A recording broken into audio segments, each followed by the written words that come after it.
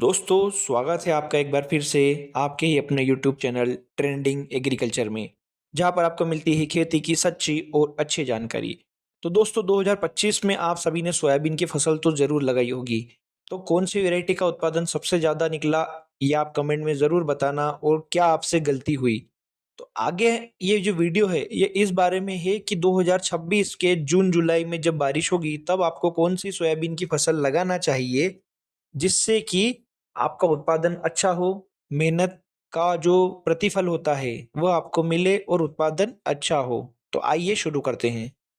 वैसे तो सोयाबीन की 100 से अधिक प्रचलित वैरायटी है जो कि किसान लगाते हैं, लेकिन इन सभी के बीच में अगर देखा जाए तो वर्ष 2025 में 2 वैरायटी जो सबसे ज़्यादा उत्पादन दिया और जो डेटा के हिसाब से देखा जाए तो लगभग सभी क्षेत्रों में दूसरी सोयाबीन के मुकाबले अच्छी हुई, विपरीत परिस्थिति में भी। तो वो 2 सोयाबीन है, एनआरसी 150 और जेएस 2172।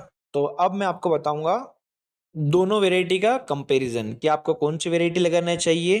तो सबसे पहले अगर हम बात करें एनआरसी 150 की, तो यह मध्यम वर्ग की 90 से 95 दिन की एक अर्ली स्टेज वाली वैरायटी है, जिसमें प्रति हेक्टर अगर हम उत्पादन की बात करें तो 20 से 22 क्विंटल प्रति हेक्टर और बीघा में अगर जोड़ा जाए तो 4-5 क्विंटल बीघा की इस साल आराम से निकली है। इस वैरायटी में सबसे अच्छी बात यह है कि इसमें पीला मूजक नहीं आता और जो दूसरी जो सोयाबीन के जो वायरस होते हैं, उनसे यह सहनशील होती है। तो ये वैरायटी जो है ये इंदौर कृषि अनुसंधान द्वारा बनाई गई है। और दूसरी वैरायटी की हम बात कर रहे हैं अब, वो है जेएस 2172। ये जवार सीड्स की वैरायटी है और इसका उत्पादन एनआरसी से थोड़ा-सा ज़्यादा होता है। यह एक लेट वैरायटी है और यह 95 से 105 दिन लेती है पकने में। और इस वैरायटी का उत्पादन की अगर हम बात करें, तो इस वैरायटी का उत्पादन 25 क्विंटल प्रति हेक्टर यानी कि 5 से 6 क्विंटल प्रति बीघा तक भी जाता है। इस वर्ष आपने देखा होगा कि बहुत सी जगह इस वैरायटी की बहुत डिमांड निकल रही है और बीज 6 से 7 हज़ार तक में भी जा रहा है। किसान भाइयों, ये सब चीज़ तो हो गई, लेकिन सोयाबीन का जो भाव है, वह दिन प्रतिदिन कम होता जा रहा है और जो हमें उत्पादन लागत है, उसमें भी परेशानी हो रही है क्योंकि कुछ आयात-निर्यात पॉलिसी अच्छी नहीं होने के कारण इसका परिणाम हमें भुगतना पड़ रहा है। लेकिन समस्या ये है कि सोयाबीन के अलावा अगर हम कोई सी सब्जी वर्गीय या अन्य फसलों में भी जाते हैं, तो उसका उत्पादन हम लंबे स्तर पे नहीं कर सकते।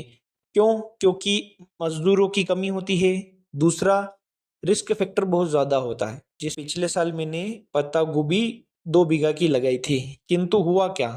मेरे 2 ढाई महीने मेहनत करने के बाद वह ₹2 किलो बिकी और 1 जो बीघा की जो बाद की फसल थी, वह अधिक बारिश होने की वजह से खराब हो गई। तो अब भाव तो हमारे हाथ में नहीं है किसी भी फसल का, लेकिन हमारे हाथ में सिर्फ इतना है कि हम अच्छी मेहनत करें, अच्छा क्वालिटी का बीज अगर सोयाबीन का लगाएँ और अच्छी वैरायटी का चयन करें, तो हो सकता है कि हमें कुछ लाभ हो। तो दोस्तों ये वीडियो था दोनों वैरायटियों के कंपैरिज़न में। अगर आपको वीडियो अच्छा लगा हो तो कमेंट में जय जवान जय किसान ज़रूर लिखिए और अगर आपको खेती से रिलेटेड और अच्छी टेक्निकल जानकारी चाहिए तो इस चैनल को सब्सक्राइब ज़रूर करें।